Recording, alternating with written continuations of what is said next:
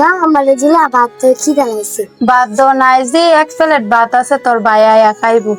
না আমার ভাই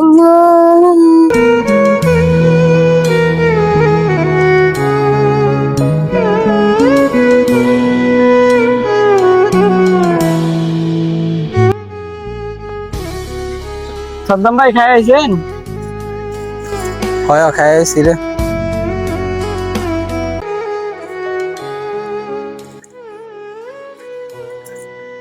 সাদ্দাম ভাই আছেন? হয় আইছি। সুদা করে বেড়াটা টান দে।